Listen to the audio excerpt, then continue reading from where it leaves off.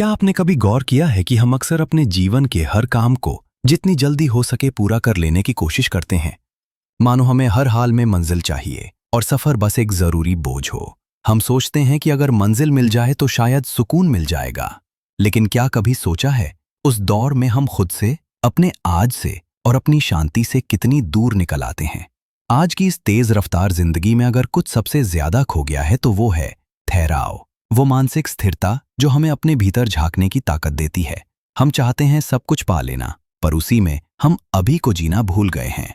और इसी सोच को चुनौती देती है आज की हमारी किताब the practising state of mind. ये किताब हमें सिखाती है कि सफलता कोई एक अंतिम बिंदु नहीं होती, बल्कि वो तरीका है जिससे हम हर दिन जीते हैं।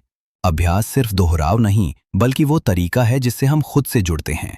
अगर आप बार बार अपने लक्ष्यों से भटक जाते हैं या आपके ध्यान में स्थिरता नहीं है, तो ये वीडियो आपके लिए है। इस वीडियो के अंत तक आप समझ पाएंगे कि एक साधारण सा माइंडसेट कैसे आपकी पूरी जिंदगी बदल सकता है।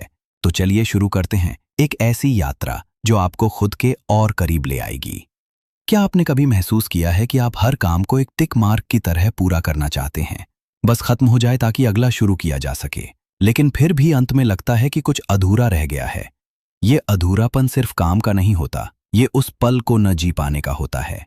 हम भूतकाल की चिंताओं में और भविष्य की आशाओं में उलझे रहते हैं, और इसी उलझन के बीच हम अपने अब को खो देते हैं। The practising state of mind हमें सिखाती है कि असली संतोष किसी मंजिल में नहीं छुपा, बल्कि उस यात्रा में है जिसे हम रोज जीते हैं। अभ्यास में हर दिन थोड़ा थोड़ा आगे बढ़ना, खुद को थोड़ा और बेहतर बनाना, बिना जल्दबाजी के, बिना खुद को जलाए। इस किताब के लेखक एक संगीतकार हैं। उन्होंने खुद देखा है कि धैर्य, अनुशासन और फोकस से न केवल संगीत में निखार आता है, बल्कि जीवन में भी गहराई आती है। उन्होंने अपने अनुभवों को सरल और सच्चे शब्दों में बांटा है, ताकि हम सब सीख सकें कि स्थिरता सिर्फ बैठकर ध्यान करने से नहीं आती, बल्कि वो हर क्रिया में हो सकती है। हम अक्सर प्रैक्टिस को एक बोझ समझते हैं। जब आप हर बार उसी क्षण की पूरी उपस्थिति के साथ करते हैं, तो वो प्रैक्टिस एक जागरूकता के साथ करते हैं, तो वो प्रैक्टिस एक मेडिटेशन बन जाती है। जब आपका ध्यान केवल रिजल्ट पर नहीं, बल्कि उस प्रोसेस पर हो जो आपको उस रिजल्ट तक ले जा रहा है, तभी असल बदलाव शुरू होता है।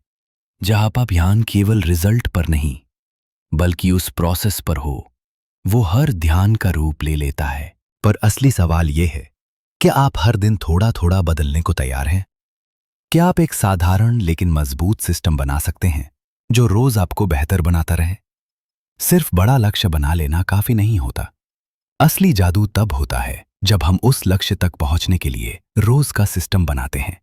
एक समय पर उठना, थोड़ा अभ्यास करना, अपने काम की समीक्षा करना, यही छोटे छोटे स्टेप्स मिलकर बड़ी सफलता बनाते हैं।